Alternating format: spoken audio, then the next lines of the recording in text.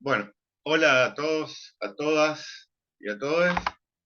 Eh, en en este encuentro me encuentro acompañado de una amiga, de una luchadora por los derechos humanos, de una compañera de trabajo eh, que pertenece a Venezuela y a Colombia en este momento. Está trabajando con nosotros hace mucho tiempo. Para mí es un gusto recibirte. La idea era poder plantearlo justamente como un conversatorio, ¿sí? Eh, para no perder el ejercicio del diálogo y la escucha. Digamos, nosotros vamos a hacer hincapié en dos ejes en la didáctica en y para los derechos humanos, que es que necesita una didáctica distinta, una forma distinta, pedagógica distinta de enseñanza.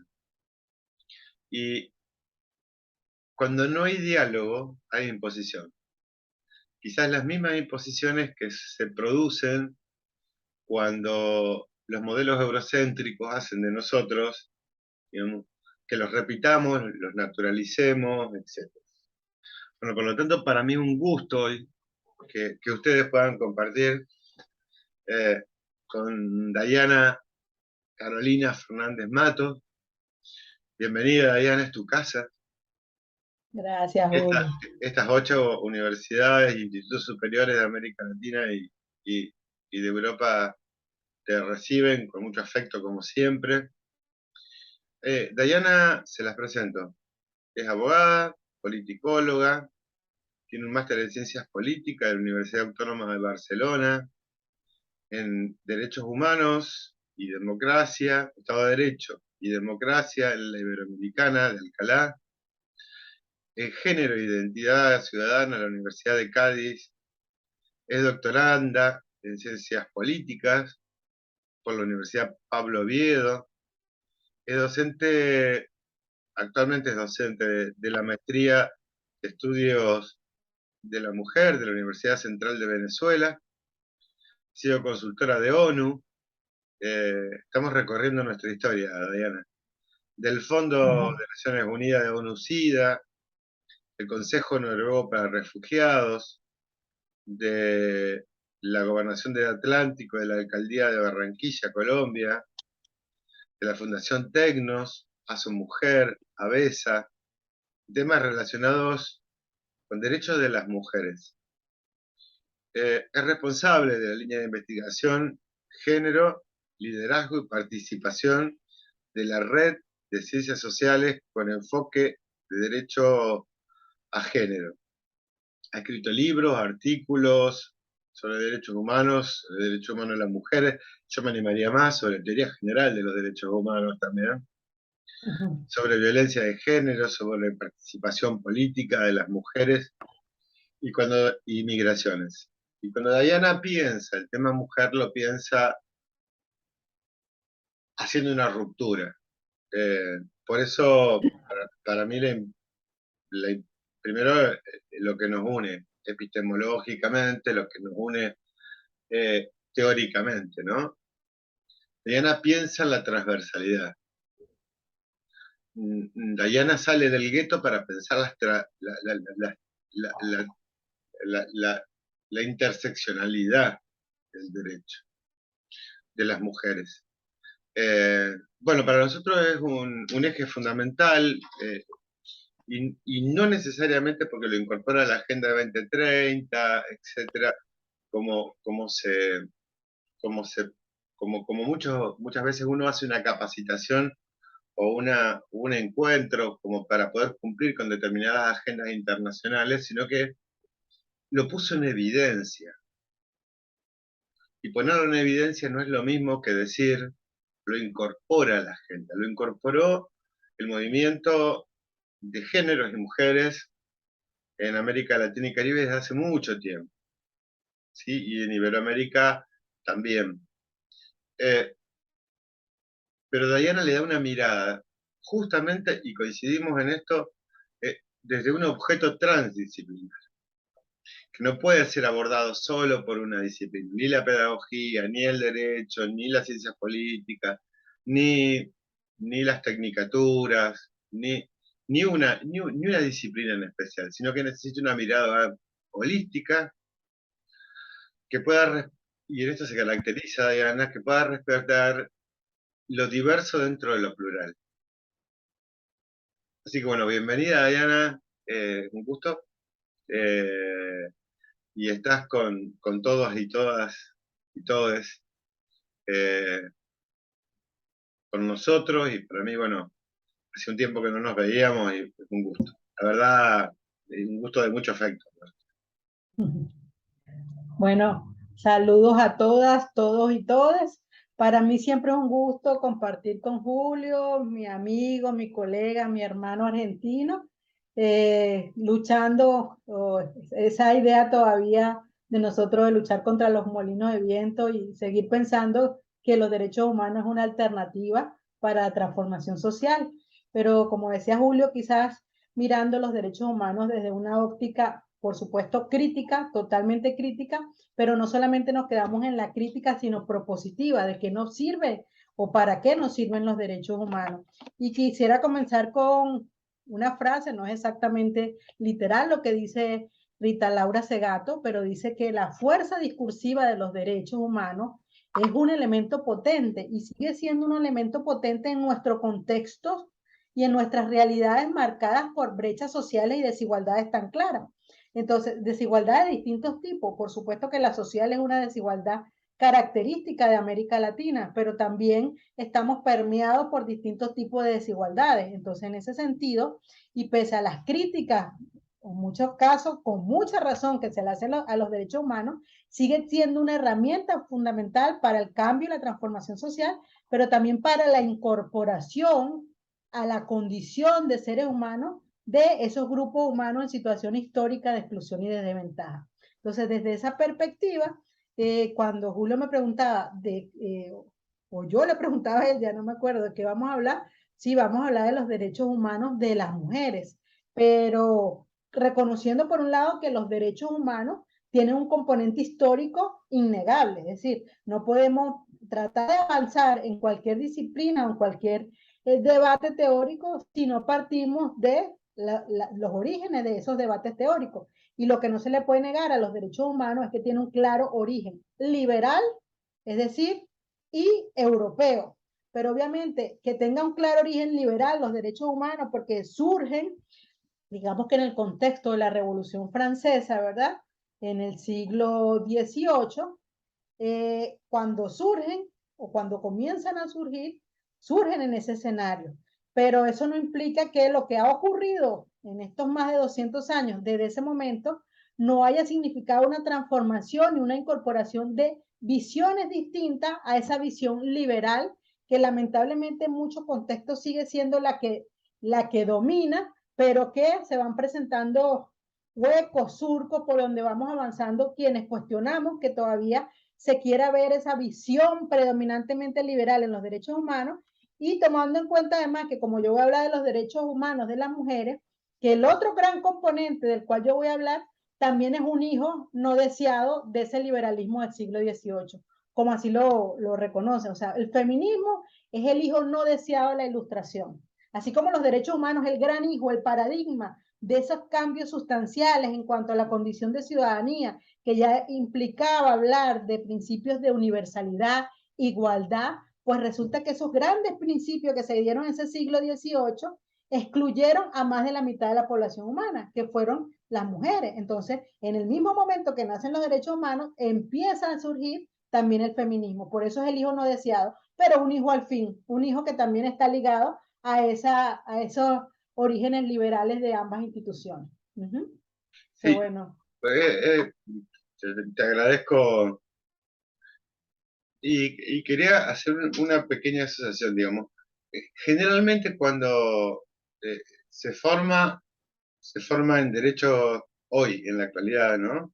Sin dejar de, como decís vos, de reconocer el fundamento histórico y dónde surgen, etcétera. Pero surgen con este hijo no deseado que me parece que simbólicamente es muy importante, ¿no? Eh, si tomamos cualquier declaración de derechos humanos de ese momento, nos damos cuenta que está hecha para hombres, aunque la lucha la llevaron adelante también otras diversidades y las mujeres. Es decir, hay una génesis de exclusión.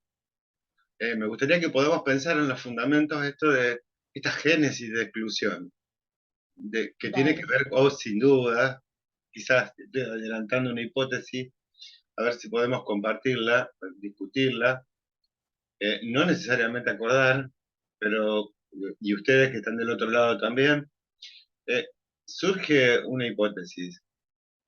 Es la positivización, digamos, es decir, el estar escritos, eh, esconde un paradigma de poder, ¿no? Sí, totalmente, totalmente.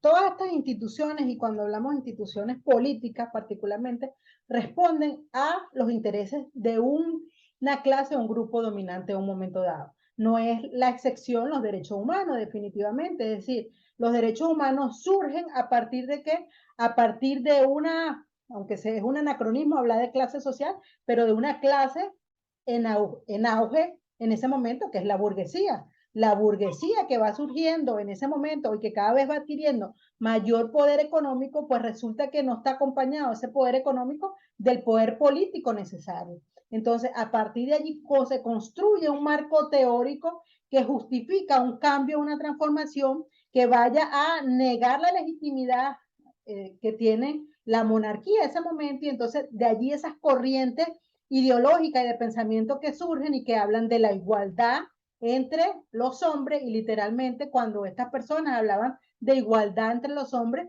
están hablando de las personas del sexo masculino. ¿Por qué? Porque para estos teóricos ilustrados con Rousseau a la cabeza, las mujeres no pueden detentar, no pueden ser sujetas titulares de derecho, porque para tener la titularidad de derecho hay que tener la capacidad de razonar. Como las mujeres eran consideradas por ellos seres carentes de razón, por supuesto, entonces las mujeres fueron excluidas de la ciudadanía y de esa titularidad de derechos humanos. Entonces, eso es un elemento fundamental. Pero también, como tú señalabas, Julio, tampoco, aunque en la teoría vemos que se logra cuando los derechos humanos y esa Declaración Universal de los Derechos del Hombre y del Ciudadano de 1789 transcurre unos años y luego hay un reconocimiento constitucional en esta materia, nos damos cuenta de que se trata de que esa universalidad, esa igualdad es falsa, se trata de una igualdad censitaria. ¿Quiénes eran los que de verdad podían ser titulares de derechos? Hombres blancos con ingresos. Es decir, no eran ni todos los hombres, por supuesto, y estaban excluidas las mujeres, ¿sí? Entonces, de esa manera va surgiendo ese discurso que por un lado aboga por una universalidad, pero que en la práctica no reconoce derechos para todas las personas. No obstante, su teoría como tal sirve de fundamento a las mujeres, por supuesto, y a otros grupos humanos que se les niega esa condición de ciudadanía.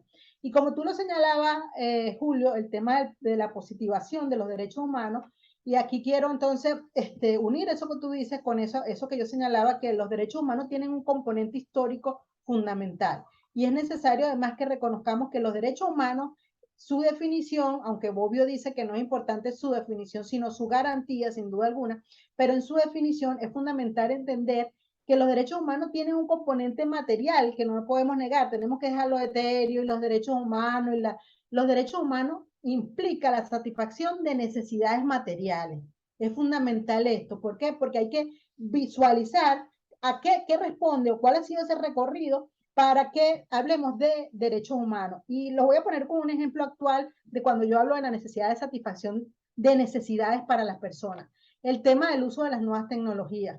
Todo el mundo habla del gobierno electrónico y de los avances tecnológicos. Se nos olvida, o quizás no se nos olvida, pero a quienes dirigen se les olvida que estamos hablando de un continente donde hay muchas personas que no tienen acceso a tecnología de la información. Y si la tienen, no es buena. Entonces, ¿de qué gobierno electrónico estamos hablando? Es decir, estamos creando una supuesta democracia que está excluyendo a una parte fundamental de la sociedad que o no tiene computadora o no tiene las facilidades para acceder a redes de información. Entonces, estamos creando ciudadanos de segunda, tercera, cuarta y quinta. Entonces, en ese sentido, se entiende que actualmente hay una necesidad material, el uso de las tecnologías y el uso de herramientas de información. Pues eso tiene que ser derecho humano. ¿Para qué? Para que efectivamente haya un cambio sustancial y las personas puedan gozar de esas ventajas que actualmente las excluye de su condición de ciudadano. Entonces, se habla de un gobierno electrónico donde, no sé si pasa en Argentina, pero pasa en Colombia, pasa en Venezuela y pasa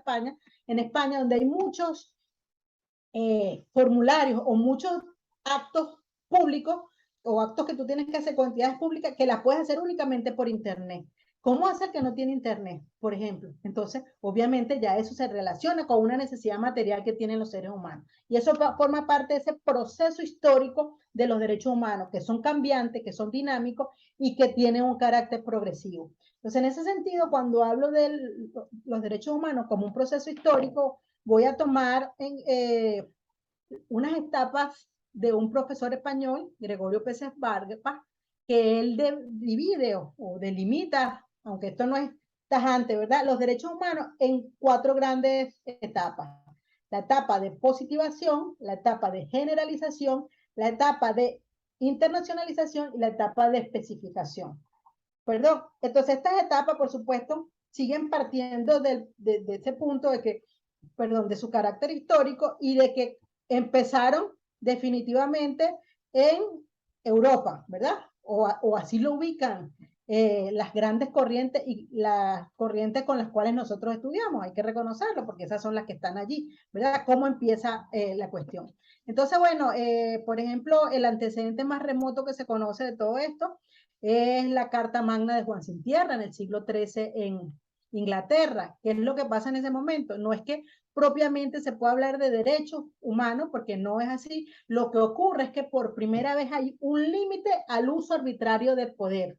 Y eso es un elemento que sigue estando presente en los derechos humanos con todos los avances que hemos tenido, pues sigue siendo el ejercicio y el reconocimiento de derechos humanos, sigue siendo un límite al uso arbitrario del poder, ¿sí? Eso fue lo que ocurrió en ese siglo XIII, cuando los señores feudales se le paran a Juan Sin Tierra y le dicen, mire, a partir de ahora no es que cada vez que usted quiera ir a una cruzada, a una guerra, va a venir y nos va a sacar nuestros recursos. A partir de ahora, solamente lo que esté establecido antes en la ley, consuetudinaria, como ustedes, ¿verdad? Porque sabemos que se regían por la costumbre. Solamente lo que esté establecido anteriormente es lo que usted puede disponer. No puede venir a disponer de nuestros recursos. Entonces, ahí hay un límite clarísimo. Luego, entonces, eso implica, pues, ese proceso que comienza allí. Se habla de positivación cuando una necesidad es reconocida por el derecho positivo, ¿sí? Entonces, ese es el primer paso que se da en este tema de los derechos humanos. Se da cuando hay reconocimiento, cuando a las mujeres se le reconoce por primera vez el derecho al sufragio, ¿verdad? Eso es un proceso de positivación, es decir, se incorpora al derecho positivo. Entonces, ese proceso es cambiante culturalmente, históricamente, etcétera, etcétera. El segundo proceso, y aquí estoy yendo... Perdón, Diana. Me gustaría fortalecer o usar un ratito como idea fuerza esto que planteaste, ¿no? Que, que me parece sumamente interesante incluso para no confundirnos hoy con los, con los nuevos reyes que tenemos dando vuelta por todos lados, ¿no? Creo que hay una ruptura, aún desde la lectura eurocéntrica, digamos, hay una ruptura epistemológica interesante, digamos, que es la concesión real no es un derecho, porque te la puedo quitar en cualquier momento. ¿Mm? Me gustaría, no sé si podemos fortalecer, digo, nos pasa en nuestros continentes, digamos, aún en estados formales de derecho, digamos, donde la exclusión se da por exclusiones, digamos, por repitencia de vulneraciones, o por repetir vulneraciones, pero muchas veces se confunde esto de surge con, no, ahí hay un límite al poder. Digamos, me interesó esto. digamos, y como los derechos humanos son un límite al poder, como tú lo planteabas al poder público fundamentalmente, eh, cuidado con confundir, digamos, la génesis de una categoría teórica entre una concesión de un rey, digamos, y la apropiación de una ciudadanía con derechos. Sí. Lo importante, Julio, allí estoy de acuerdo contigo, es el tema de que en ese momento no se puede hablar de derechos, sino de privilegios. O sea, quienes pueden hacer eso son unos privilegiados, ¿verdad? ¿Mm? Es decir, los señores feudales no dejan de ser parte de esa élite del momento, ¿verdad? Pero Sí, aquí, y por eso es tampoco, que surge, tampoco, tampoco son los siervos de la gleba. así es, no son Son los los más, señores, no son son- los pobres entre los pobres, o sea, es una clase privilegiada, pero es una clase privilegiada que en un momento dado, y ahí está la ruptura de la cual tú hablas, logra ponerle límite a un poder que se creía omnímodo, un poder que no tenía límite de ningún tipo. Entonces, ahí definitivamente se rompe con esa tradición anterior a ese momento. Y definitivamente eso implica un cambio sustancial a lo que había, ¿sí? Y abre, por supuesto, toda una puerta de teorías, de corrientes filosóficas que parten de ese límite al poder, que además logra, saltándome varios siglos, ¿verdad? Para poder medio explicar esto, porque sería cada una de estas corrientes implicaría hablar no sé cuántas horas, estos límites al poder y esto también sirvió de alguna manera para esas corrientes contractualistas que van a surgir después y que son tan importantes para todo este movimiento de los derechos humanos que se da posteriormente. En ese sentido, pues fíjense que si nos ubicamos quizás en Hobbes, ¿verdad? Thomas Hobbes, varios siglos después, que no llega a ser un teórico político o filósofo político de la democracia, porque su teoría sigue, lo que busca es afianzar el poder absoluto del rey. No obstante, cuando él señala que hay una cesión de derechos naturales para que el rey tenga un poder absoluto, pero habla de una cesión, no de que ese poder sea absoluto del rey porque sí, sino de que es cedido por los individuos que en ese estado de naturaleza ceden sus derechos naturales. Entonces, por supuesto, aunque puede parecer muy al lado en la relación, pues esa relación sigue viendo estando con esa visión de que los que detentan el poder tienen unos límites. Entonces, aunque eso no llega a ser derechos humanos, pues sí son unos avances significativos en toda esta materia. Entonces, lo podemos poner, lo que tú hablas de los privilegios es importante verlo, porque cuando yo señalaba estas etapas históricas, lo vamos a ver más adelante, cómo desde una posición de privilegio cuesta tanto ver la situación de exclusión de los demás, que ese es el gran problema que siempre ha habido y que sigue habiendo, ¿verdad? Desde mi posición de privilegio me cuesta ver que, porque una cosa son los derechos, y en particular los derechos humanos, y otras cosas es estar en una posición de privilegio. Y cuando hablemos de ese proceso histórico que yo decía que empezaba con la positivación, vamos a ver cómo eso se el lenguaje de los derechos humanos, porque se refleja, es decir, lo que tenemos hoy día, perdón, todos esos avances, si nos ubicamos en los sistemas internacionales de protección, todas esas sentencias que se están emitiendo de la Corte Interamericana de Derechos Humanos a favor de indígenas, mujeres, a favor de la población LGBT, a favor de personas discapacitadas, migrantes, pues han implicado un proceso histórico de reconocimiento de que se entienda o de que quienes están en una posición de privilegio, incluso desde el lenguaje de los derechos humanos, entiendan la necesidad de un cambio y una transformación de ese lenguaje, ¿sí? Entonces, eso es fundamental. Si te parece, Julio, retomamos el tema de la sí, siguiente sí. etapa para ir Teníamos avanzando. primero entonces dijimos que la primera etapa era, Positivación, ¿no? Es sí, decir, la incorporación al lenguaje del derecho de esas necesidades, por decirlo de alguna manera, del lenguaje de los derechos humanos.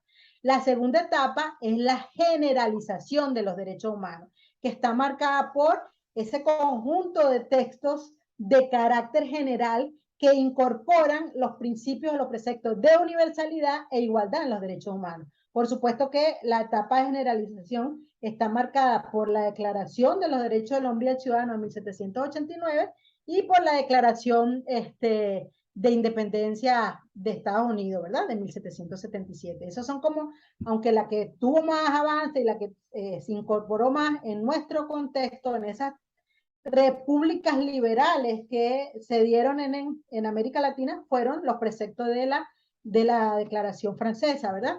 Entonces, como les decía, lo que marca esta Declaración Francesa es sobre todo el reconocimiento, esa generalización está marcada por el reconocimiento de unos derechos generales, es decir, para todos los hombres. Ya dijimos que del dicho al hecho hay muchos derechos, después vemos que esos derechos no eran para todos los hombres, pero basado en el principio de la universalidad, de la igualdad y de la razón como fuente de conocimiento. Y eso es importante aquí, ya que estábamos hablando de rupturas epistemológicas, es que para lograr eso en 1789 es porque anteriormente, ¿verdad?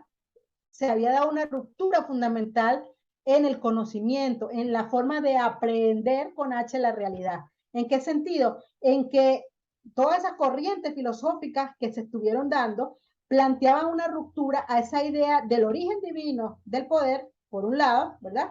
Y de la fuente que Dios era la fuente de conocimiento. Estas teorías pasan a ver que el origen del conocimiento está en la razón y el centro de ese conocimiento ya no es Dios, sino el hombre. El hombre y su capacidad de razonar es esa fuente de conocimiento. Entonces es un cambio sustancial y una ruptura epistemológica y por eso se habla de que se pasa de una época, de esa época feudal, luego vino el Renacimiento, de esa época digamos, oscurantista a un siglo conocido después como el siglo de las luces, basado en el conocimiento, en la posibilidad de aprender, de captar esta realidad a través de la razón. Esa ruptura tan importante que se da en ese momento, pues fue uno de los elementos fundamentales para luego esas declaraciones de carácter general. Como les decía Julio, ven que no nos estamos siguiendo únicamente por el origen jurídico de los derechos, sino estamos hablando de distintos elementos o componentes que están allí presentes en cómo se van incorporando los derechos humanos. Entonces, volviendo a esa declaración francesa de 1789, por supuesto, ese primer artículo que dice, todos los hombres nacen libres e iguales en derechos y no se acepta ninguna distinción social, sino aquella basada en los intereses o los beneficios colectivos. Pues esa, más ruptura que esa, en ese momento no hay. Es decir, por un lado, ustedes aquí, los que se creen con sangre azul y no sé qué, olvídense, si hay alguna distinción social, tiene que estar basada en el beneficio común. O sea, el día de hoy esto nos puede parecer cualquier cosa, pero ubiquémonos en 1789, donde la gran mayoría estaba excluida de cualquier cosa, lo que significó un reconocimiento como este. Entonces, como decía Julio, pues Importante, la grande... importante para recordarlo hoy, digo, ¿no? Por los procesos que se viven de discriminación en América Latina, Caribe y Iberoamérica.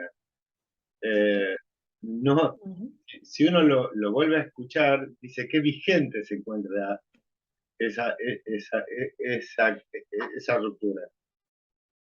Sí, totalmente, Julio, porque fíjate que todos esos procesos sociales procesos sociales y políticos que se han dado en nuestro contexto y que han generado una parte de las poblaciones tantos cuestionamientos, responden principalmente a esa falta de visión de quienes están en una situación de privilegio de clase.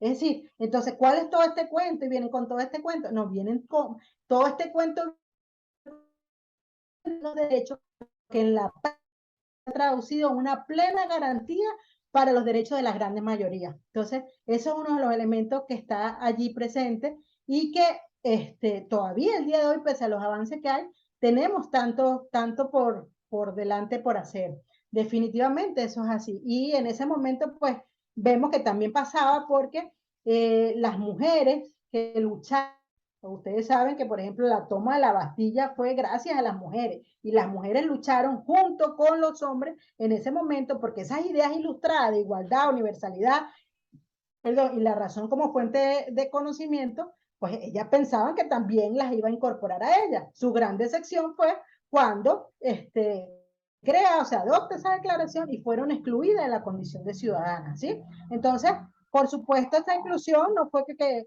quedó en el olvido para esas mujeres que lucharon, pero 2 años después, Olam de Bush firma o crea la Declaración de los Derechos de la Mujer y de la Ciudadana, que básicamente, si lo viéramos en nuestra época, diríamos que lo que hace Olam de Bush es decir, los derechos que están allí, pues también los tienen las mujeres, ¿sí? Eso fue lo que hizo en ese momento. La Declaración de los Derechos de la Mujer y de la Ciudadana prácticamente son los mismos, pero dice que son para las mujeres, y en alguna parte que dice que si las mujeres no pueden gozar esos derechos ha sido por la actitud de los hombres que se lo han impedido, pero no porque ellas tengan esa incapacidad de la cual señalaban los grandes teóricos del momento, ¿sí? No obstante, en su momento esa declaración no tuvo mayores repercusiones. De hecho, hay uno de los artículos de esa declaración que dice, si las mujeres tienen derecho a subir al cadalso, es decir, a subir porque las mataran, ¿verdad? También tienen derecho a la tribuna, es decir, actuar en los espacios públicos, en los espacios de poder. Bueno, Lam de Guch fue asesinada, fue guillotinada precisamente, entre otras razones porque criticó unas ideas de Robespierre. Pero la principal razón es porque siendo mujer se atrevió, como decían algunos periódicos de su época, a ir en contra de la naturaleza, entre comillas, de la condición femenina. Porque ese es un tema que cuando hablamos de los derechos humanos, pues siempre lo vamos a tener allí muy, muy presente. La naturalización de la desigualdad. Es decir, el problema no es que haya hombres y mujeres con vagina o con pene, el problema es cómo a partir de una diferencia biológica se construyó un sistema desigual, no diferente, sino desigual, donde la desigualdad estaba basada en lo biológico. Y eso está desde esa época. Y además, cómo esa desigualdad se esencializa, se naturaliza, y no solamente en el siglo XVIII, sino incluso en la Declaración Universal de Derechos Humanos, vamos a ver más adelante, cómo también se pretendió esa esencialización. Entonces, bueno, como les decía, esa generalización en su momento lleva a que se incorpore en otras partes. El siglo siguiente es el nacimiento de nuestras repúblicas liberales, es decir, estamos en pleno proceso de independencia. Acuérdense que una cosa es esas guerras que se dieron y eso sacar a los españoles, y otra cosa, esas instituciones coloniales que persisten todavía el día de hoy en muchas partes, ¿ok? Muchas de nuestras, a veces nos dicen, ay, pero a ustedes sí les pesa eso. Nos pesa porque está claro en nuestra realidad y en nuestra cultura cómo esos procesos de colonización siguen estando presentes en nuestras realidades. Miren, haciendo un paréntesis para que se entienda esto, el jueves yo tuve un grupo focal con las mujeres negras de la Guajira colombiana. La Guajira colombiana es una zona donde el 38% de su población es indígena y es la segunda zona más pobre de Colombia, donde hay altos índices de desnutrición, hay mucha violencia contra las mujeres, pero pasa una cosa, la violencia contra las mujeres negras es invisible, es decir, no existen las mujeres negras como tal.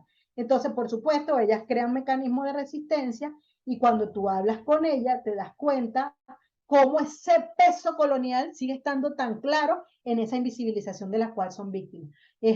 Cómo el hecho de que una forma, un mecanismo de opresión haya sido el cabello, es decir, el tener el cabello rizado, lo que ha implicado en la posibilidad de ejercicio de sus derechos hasta el día de hoy, que hay algunas que cuando van a ir a buscar trabajo les piden, no, pero te tienes que alisar ese pelo, no vas a venir con ese cabello así, ¿no? Entonces, solamente lo que quiero señalar con esto es para que vean cómo ese simbolismo y ese enquistamiento cultural de todo lo que implicó la colonia sigue estando presente el día de hoy y tenemos que seguir deconstruyendo esas realidades, ¿no? Entonces, eso es importante tenerlo allí claro porque esas repúblicas que surgen en ese momento, marcadamente liberales, con instituciones públicas, que todavía el día de hoy, porque esa división de los poderes, ejecutivo, legislativo, judicial, es de origen liberal, ¿verdad? Todas esas instituciones que surgen en esa época, pues siguen marcadas por esos procesos liberales, aunque haya habido cambios, etcétera, etcétera, pues todavía eso lo podemos notar allí. Entonces, la mayoría de nuestras república, incorporan estas ideas de derechos que básicamente son derechos de contenido civil y político, porque son esos derechos, ¿verdad? Los primeros en ser incorporados en nuestras constituciones liberales del siglo XIX. ¿Y quiénes podían ejercer esos derechos? ¿De quién podía votar? ¿O quién tenía libertad de expresión? ¿O quién tenía, pues obviamente, los hombres blancos, muchos de ellos criollos, sí, pero de origen español, por ponerlo de alguna manera, ¿verdad? Y con ingresos, porque esas primeras democracias, entre comillas, eran además democracias censitarias, es decir, tenías que tener renta para poder votar, etcétera, etcétera, etcétera. Entonces, esa es una realidad que está marcada en ese proceso de generalización, un proceso que se inicia, insisto, con derecho a contenido civil y con derecho de tipo político, el derecho a la participación política, el derecho al sufragio y el conjunto de libertades, que insistimos, y por eso el sistema liberal, libertades para los hombres y para los hombres blancos. El siglo XIX está marcado por cosas muy interesantes, tanto a nivel de América Latina como a nivel mundial. En América Latina se dan todos esos procesos de independencia de nuestros países, ¿verdad? Y a nivel mundial hay varias revoluciones que están presentes allí. Una de esas revoluciones fue una revolución social burguesa que se dio en 1848, pero en ese mismo año también se da una cosa que es el primer movimiento organizado de mujeres del que se tenga registro histórico desde un punto de vista occidental, que es la Declaración de Seneca Falls, donde mujeres de Estados Unidos se reúnen para abogar por un conjunto de derechos a favor de las mujeres. Una cosa interesante, eran 12 preceptos, 11 de ellos fueron aprobados por unanimidad y uno por mayoría, el derecho al voto.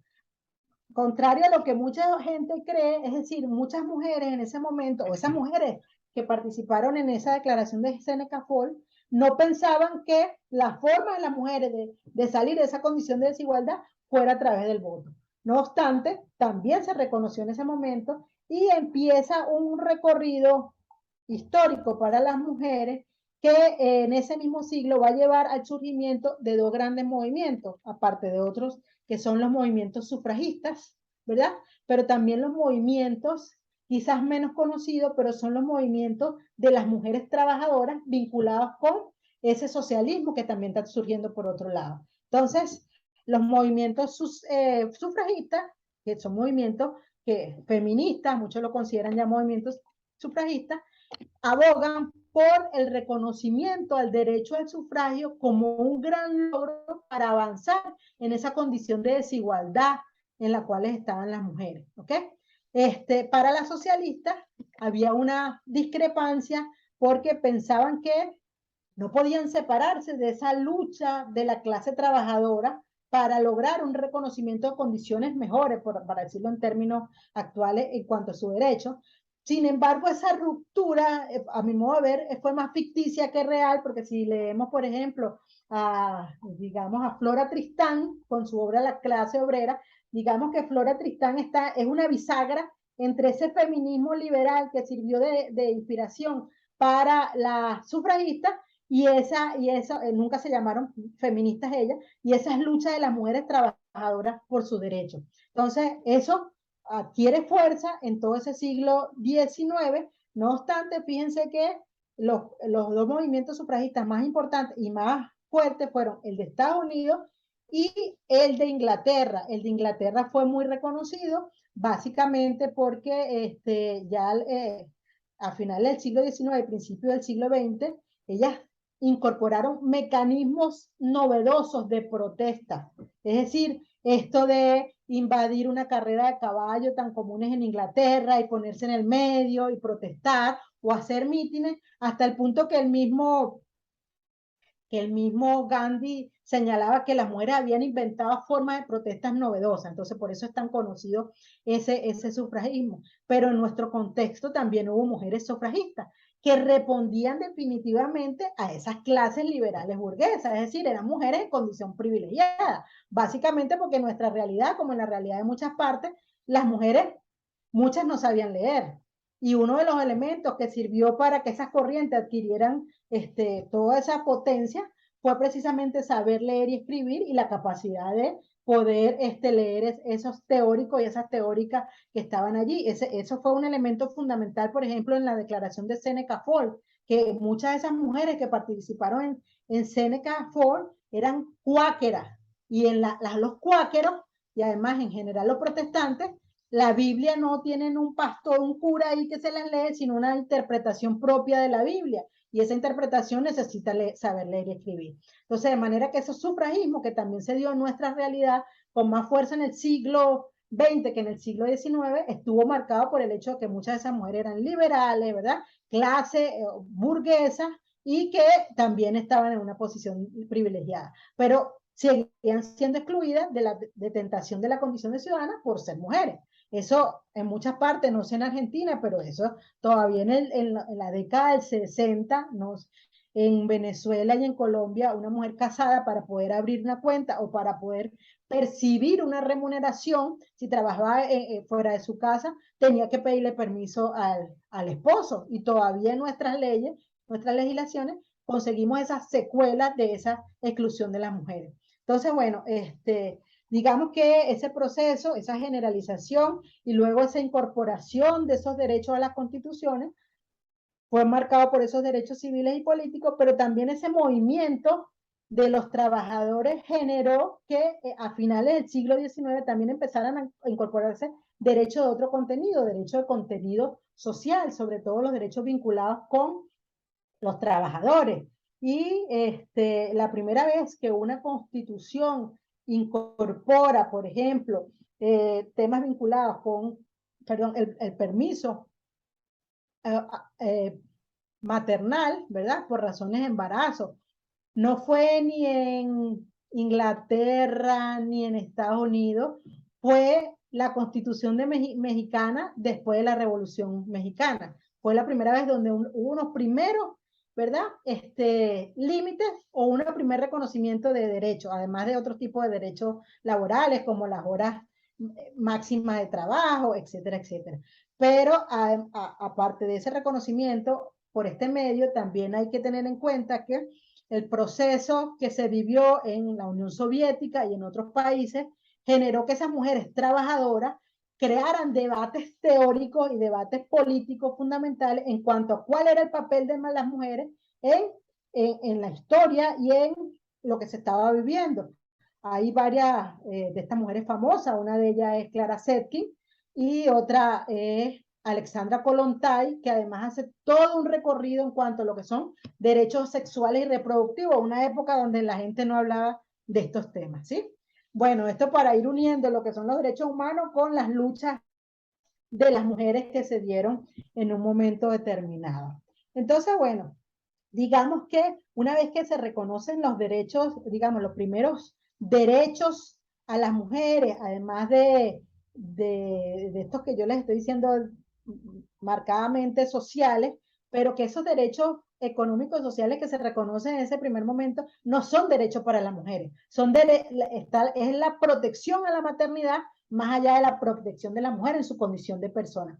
Esto ha sido una constante en la evolución o en el desarrollo jurisprudencial en muchas materias, donde cuando hay una protección no se protege a la mujer en su condición de persona, sino al fruto de su vientre, ¿verdad? Lo que se está protegiendo es a la maternidad y a ese bebé que está por nacer. Un ejemplo claro, y aquí me adelanto, es la Declaración de Derechos del Hombre y del Ciudadano, la Declaración de los Derechos del Hombre, la Declaración Americana, perdón, la de 1948, la nuestra, la que se hizo en el contexto de la Organización de Estados Americanos, la OEA, y que fue anterior a la Declaración Universal. Pues esa declaración, el único artículo que se refiere a las mujeres es el artículo que protege la maternidad, ¿ok? Por ejemplo, incluso la declaración, hay una convención americana sobre el sufragio femenino, que no me acuerdo el año, pero no me acuerdo, pero es una de las primeras, donde casi que literalmente lo que dice la declaración es que a la mujer se le va a dar el derecho al voto porque hay que reconocerle que ella se porta bien con el hombre. Y por eso entonces le vamos a premiar con el derecho al voto, para que ustedes vean cómo esos privilegios muchas veces llevan a este tipo de cuestiones, ¿ok? Entonces, bueno, como les decía, continuamos. Llegó un momento que el reconocimiento de los derechos al sufragio parecía que o las mujeres pretendían y creían que obteniendo el derecho al voto, pues la cosa iba a cambiar. Es decir, si yo puedo votar, resulta que voy a tener mayor participación. La gran decepción, por supuesto, es que yo podía votar, pero la participación política o la representación política de las mujeres era casi nula en ese momento, ¿cierto? No obstante, eso entra como una especie de letargo, el movimiento feminista, luego de ese reconocimiento del derecho al voto, y en un momento dado del siglo XX entra como un letargo por varias razones. Una de esas razones fueron las guerras mundiales, ¿sí? La Primera y la Segunda Guerra Mundial generó una especie de letargo, pero también por lo que le decía, que se pensaba que ese reconocimiento iba a generar unos cambios sustanciales. Sí los hubo cambios. En nuestras realidades también, donde se empezaban a construir esos estados modernos, había como otras preocupaciones, lo cual no quiere decir que no hubiese mujeres en todos nuestros países, había mujeres que seguían debatiendo y cuestionando esa situación de desigualdad social que vivían, pero eran grupos reducidos, no eran grupos que tenían una presencia y muchas veces fueron grupos asfixiados, ahogados, ¿verdad? Eso lo notamos en la historia, la idea de que la historia esa que conocemos, la que nos enseñaron y la que está en los textos escolares, no incorpore todas estas cuestiones que debatían las mujeres o incluso yendo un poquito más adelante, el papel que tuvieron las mujeres en la lucha contra las dictaduras en el cono sur, incluido Argentina, es fundamental y ahora, digamos que en los últimos lustros que empieza a recuperarse ese papel tan importante que ejercieron las mujeres en ese sentido, ¿sí? Entonces, ese proceso, ¿verdad?, de incorporación de derechos humanos, de generalización, etcétera, etcétera, pues digamos que empieza una nueva etapa, la etapa de internacionalización después de la Segunda Guerra Mundial. ¿Qué es lo que ocurre? Bueno, ya se discutía, por supuesto que eso no surge de la noche a la mañana, pero ya se discutía en el contexto de los derechos humanos la necesidad de que hubiese alguna forma, algún mecanismo de protección de los derechos humanos que fuera más allá de los límites nacionales, cuando fuera el propio Estado del cual una persona era nacional quien estuviera violando los derechos. Sí, como muchas veces, pues cuando es el propio Estado que está violando los derechos. Entonces, eso era algo que se venía discutiendo y el fin de la Segunda Guerra Mundial y la necesidad de crear un nuevo orden mundial generó nuevamente, ¿verdad?, esa preocupación y bueno, se usó, una de las justificaciones que se usó fue lo que ocurrió en la Alemania nazi. Sabemos que el único que violó derechos en ese momento, si lo vemos de una perspectiva actual, no fue Hitler. O sea, no fue que Hitler fue el único que se portó mal o los chinos, perdón, los japoneses. Sabemos que violaron derechos humanos y en el caso de las mujeres, todas las partes en el conflicto violaron a mujeres. ¿Okay? No solamente fueron los malos, sino que los aliados también violaron bastante mujeres. No obstante, bueno, ustedes saben que la justicia es la justicia del ganador. Y en ese sentido, en ese momento, pues Hitler, que por supuesto fue un gran asesino, era el modelo a señalar para decir, mire, vemos cómo este es un caso donde esa falta de límites del poder estatal nacional genera que las personas tengan una condición de indefensión. Y surge toda esta preocupación para que esas organizaciones internacionales que se crean después de la Segunda Guerra Mundial, las Naciones Unidas, ¿verdad?, empezara a señalarse la necesidad de construir un catálogo de derechos humanos y de un sistema internacional que protegiera a los ciudadanos cuando su propio Estado no lo pudiera hacer. Que en todo caso, y hasta el día de hoy, sigue siendo un sistema subsidiario, accesorio, es decir, va a entrar a regir es cuando el propio país del cual alguien es nacional no lo haga. ¿Por qué? Porque todavía el día de hoy ese carácter dialéctico y de tensión permanente en la cual viven los derechos humanos lleva a que todavía el día de hoy los estados, que son muy hipócritas, porque los estados en esta materia son muy hipócritas, cuando les conviene siguen hablando de la soberanía nacional, pero siguen aplicando la soberanía de Bodán de hace siglos atrás, cuando les interesa, para ponerle límite a esos pactos a través de los cuales ellos se obligaron. Es decir, ¿qué quiero decir con eso? Muchas veces los estados señalan, no, es que no vamos a cumplir eso porque esto viola la soberanía de los estados, ¿verdad? En cuanto a materia de derechos humanos. Pero cuando son temas económicos, entonces que vamos a hacer tratados, esquemas de integración regional o esquemas de integración binacional, ahí sí podemos ser soberanía, porque ahí están nuestros intereses económicos. Pero cuando hablamos del ejercicio de los derechos humanos de las personas, entonces no, es que tal organización se está metiendo en un tema que no le compete. Eso sigue estando muy presente allí porque todavía sigue amparándose los estados en la soberanía de Jean Baudin. O sea, una soberanía que coloca límites absolutos a la injerencia en los temas de un estado. Pero en una situación como la actual, donde hay una interdependencia cada vez más grande, ¿verdad? Eso no se justifica. Nadie está diciendo que no tengan los estados soberanía, pero no me vengan con ese cuento que esa soberanía la voy a aplicar a los derechos humanos cuando es precisamente el amparar a la persona humana lo que está detrás de esta idea como tal. Bueno, el tema es que surge en ese proceso de internacionalización, que digamos que como punto de arranque, 1945, cuando termina la Segunda Guerra Mundial, y posteriormente con el surgimiento de la OEA y sobre todo las Naciones Unidas, empiezan a firmarse tratados internacionales de derechos humanos, ¿ok? Eso, ahí arranca esos tratados que conocemos el día de hoy. Pero lo primero que se firmaron fueron declaraciones. En el contexto de Naciones Unidas se adopta la Declaración Universal de Derechos Humanos. Una cosa interesante, no sé si lo saben ustedes, pero el cambio del nombre a esa idea de Declaración Universal de los Derechos del Hombre fue gracias a las mujeres que participaron en la comisión redactora que estuvo presidida por Eleanor Roosevelt, la que era esposa del presidente de Estados Unidos en ese momento. Y fíjense que cuando se discutían las disposiciones que iba a tener, hubo un debate en cuanto a la prohibición de discriminación. ¿Por qué hubo un debate? Porque muchos de los integrantes de esas comisiones, muchos de los comisionados hombres, no veían, volvemos al tema del privilegio, no veían la importancia de colocar la discriminación por razones de sexo en la misma categoría que la discriminación por motivos religiosos, eh, raciales o políticos. Es decir, vamos al tema de esa esencialización, es decir, daban por hecho que esa desigualdad que había era porque era natural e inevitable porque éramos mujeres, es decir, la biologización y la esencialización. Hay que oírle siempre las palabras, siempre ha sido así, tradicionalmente, naturalmente ha sido así, porque detrás de esta palabra lo que hay es exclusión y justificar la exclusión. Bueno, en ese momento, cuando estas personas no querían, estos comisionados, decían, no lo veían, volvemos al tema del privilegio, no lo veían.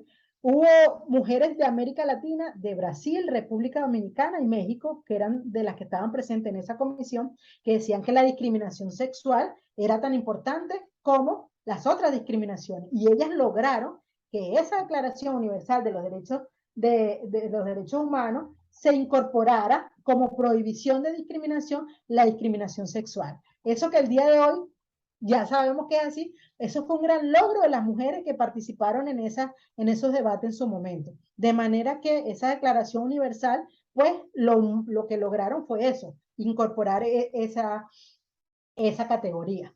Esa declaración tampoco hace referencia a las mujeres, salvo en un derecho en el cual se reconoce a las mujeres la misma capacidad que los hombres al contraer matrimonio.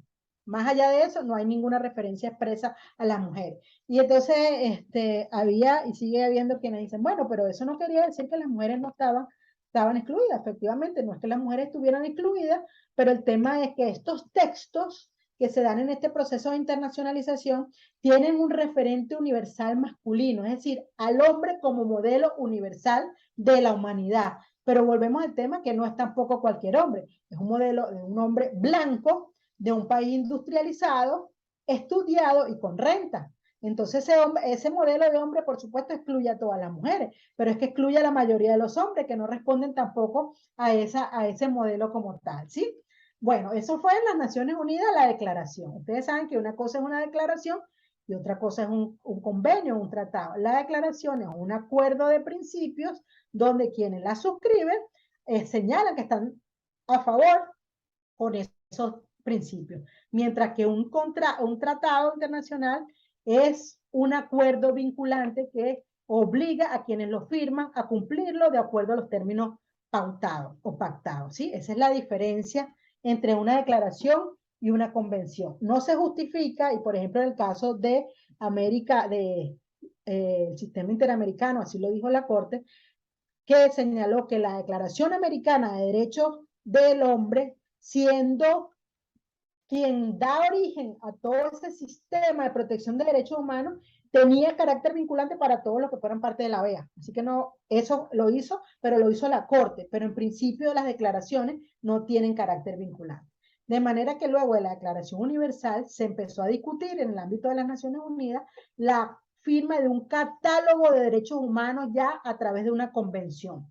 Pero como estamos en ese momento, estamos en plena Guerra Fría, donde hay dos grandes bloques, ¿verdad? El bloque capitalista liderado por Estados Unidos y el bloque comunista liderado por la Unión Soviética y sus países aliados, y el resto de nosotros, que éramos los no alineados, que teníamos poco o no importábamos mucho, la verdad, porque no éramos ni una cosa ni la otra, pero no teníamos ni poderío bélico ni poderío económico, de manera que lo mucho o poco que dijéramos no tenía mayor importancia, o era muy poca la importancia, para no quitarnos tampoco protagonismo, ¿verdad?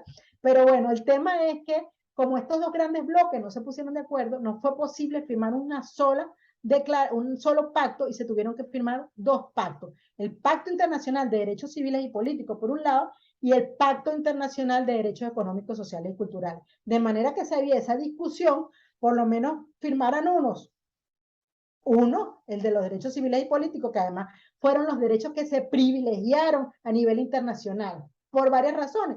Porque volvemos al tema de lo que implicó el liberalismo en la construcción de esas instituciones políticas que estaban allí, el tema de que los derechos políticos y civiles están muy vinculados, el día de hoy cada vez menos, pero están muy vinculados con una obligación de no hacer. ¿Qué quiere decir eso? Que cómo cumple un Estado con estas obligaciones en materia de derechos civiles y políticos, no violándolos. Y no violándolos no implica mayor gasto económico, mientras que los derechos económicos, sociales y culturales, ¿verdad? Tienen un carácter progresivo, y para cumplir el Estado tiene que gastar plata para garantizar el derecho a la salud, a la educación, a la vivienda, etcétera, etcétera. Entonces, eso por un lado, y el otro lado es el tema ideológico. Países como Estados Unidos, que solo creen todavía el día de hoy en derechos civiles y políticos y no reconocen el carácter de derechos humanos a los derechos económicos, sociales y culturales. Entonces, toda esta lucha llevó a que a nivel de Naciones Unidas, en el proceso de internacionalización, se firmaran estos dos pactos. En América Latina se logra, América Latina no, en el sistema interamericano sí se logra en un solo tratado un catálogo de derechos de varios tipos, y es en la Convención Americana de Derechos Humanos, ¿sí? Pero también bajo la misma óptica de que el modelo referente de esa convención es el hombre, ¿ok? De manera que no hacen referencia a las mujeres, y cuando aparecen son o en derechos vinculados con la reproducción, donde se protege la maternidad, o derechos vinculados con el matrimonio. Más allá de eso, no hay un reconocimiento expreso de las mujeres, ¿ok? Entonces vemos que pasamos el proceso de positivación, generalización, internacionalización, donde son los tratados generales que en principio recogen derechos para todas las personas, al siguiente componente en el cual nos encontramos actualmente, que es el proceso de especificación de los derechos humanos. ¿Y qué marca este proceso? Bueno, básicamente lo que marca esta trayectoria o este momento histórico, que no es tan nuevo porque empieza en la década de los 60 y arranca con la Convención Internacional para la Eliminación de todas las formas de discriminación racial. Y lo que caracteriza a este proceso básicamente es que ya no se reconocen derechos generales. Es decir, lo que demostró la historia hasta ese momento es que ese reconocimiento general a que grupos humanos, o desventaja, fueran excluidos también del ejercicio de esos derechos que en principio eran generales. Y eso marcó entonces esta etapa donde se empiezan tratados, donde se reconoce una situación particular que requiere una protección especial, la discriminación por motivos raciales, por ejemplo. Aquí también está la tortura, por poner otros ejemplos, donde son convenciones que se refieren a una problemática en particular. pero sobre todo esta etapa de especificación está marcada por el reconocimiento de derechos específicos para grupos humanos en situación histórica de desventaja. Por ejemplo, esta etapa marca los derechos humanos de las mujeres, los derechos humanos de los niños, los derechos humanos de las personas migrantes, los derechos humanos de las poblaciones LGTBQ+, ¿ok? Ese es el proceso que, como le digo, es inacabado porque estamos en ese momento histórico, estamos en el momento de los derechos humanos, en el proceso de especificación. Es decir, el día de hoy no nos pueden venir con el cuento chino de que, ay, no, es que esos derechos están escritos ahí, son para todo el mundo. No, no, no. Vamos a tratar de bajar esto más y que efectivamente los derechos humanos reconozcan los derechos.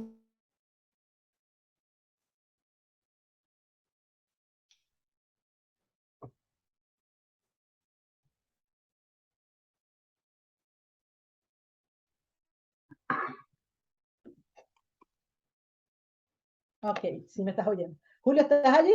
Ahora sí, Ok, se cortó un segundito, pero no vale. importa. Te quiero invitar,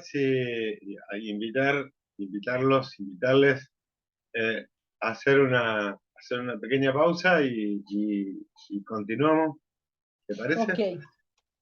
Lo corto No, aquí o... corta, cierra la idea para después continuar y hacer Ok. un diálogo de cierre. Lo, vale, lo que estaba señalando para cerrar la idea es que ahora ya estando en el proceso de especificaciones que podemos hablar de derechos humanos de las mujeres. Y eso marca pues un recorrido histórico que lo podemos ubicar en la década de los 70 y bueno, lo dejo hasta aquí para hablarlo en la otra parte. ¿Te parece?